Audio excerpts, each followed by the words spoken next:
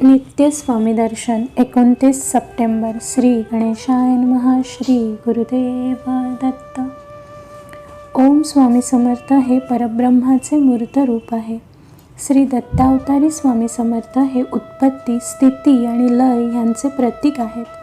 प्रापंचिक दुःखातून सुटका करून घ्यायची असेल तर स्वामी समर्थांची अखंड नामसाधना आवश्यक आहे.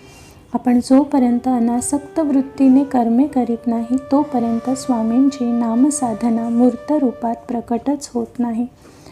आपण आपली प्राप्त कर्तव्य नीटपणे पार पाडत स्वामींचे अखंड नाम घेतले तर साधनेला निश्चित सुरुवात होते.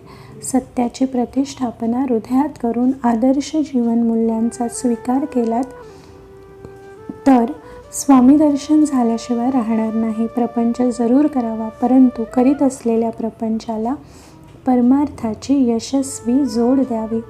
परोपकारातच जीव रमवावा. एवढे केलेत की आयुष्याची अर्धी लढाई आपोआप जिंकली जाते. स्वामींची प्राप्ती व्हावी असे वाटत असेल तर स्वतःला विहित कर्मांपासून वेगळे करून चालत नाही. चित्त निर्मळ करून प्राप्त कर्तव्य पार करीत स्वामीनाम घेतले तर दर्शन योग आयुष्यात निश्चितपणे निदान एकदा तरी उगवतो. त्यासाठी एक करावे, स्वामी समर्थ सर्वत्र आकाशासारखे पसरलेले आहेत ह्या सत्याची प्रचिती घ्यावी. सर्व वस्तुमात्रात स्वामी गच्च भरलेले आहेत. त्यांचा वास सर्वत्र आहे. किंबहुना त्या विश्वाचे स्वामीच मालक आहेत हे लक्षात ठेवून आपण आपले प्रत्येक कर्म करावे. या विश्वातल्या कुठल्याच वस्तूवर आपला मालकी हक्क नाही. या सत्याची जाणीव एकदा का झाली की स्वामींचे अस्तित्व ब्रह्मांडव्यापी आहे याची खात्री पटते. आपल्याला प्रत्येक गोष्ट पूर्व प्रारब्धानुसार मिळते हे लक्षात ठेवावे.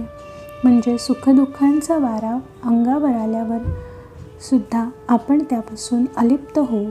कुठल्याही गोष्टींविषयी मग आसक्ती वाटणार नाही. एक लक्षात घ्या की स्वामी तत्व सर्वत्र नांदते आहे. आपल्याला त्या तत्वाला गाढ आलिंगन द्यायचे आहे. हे लक्षात ठेवून स्वामी जपात तल्लीन व्हायचे. आपल्या हातून केवळ सत्कर्मेच घडली याची आपण काळजी घ्यायची. माझ्या प्राणीप्रिय स्वामी भक्तांनो, माझे तुम्हाला एकच सांगणे आहे की कुठल्याही परिस्थितीत नामस्मरणाला विसरू नका. स्वामी तुमची काळजी घेतल्याशिवाय राहणार नाहीत. श्री गुरुदेव दत्त. श्री गुरुदेव दत्त. श्री गुरुदेव दत्त.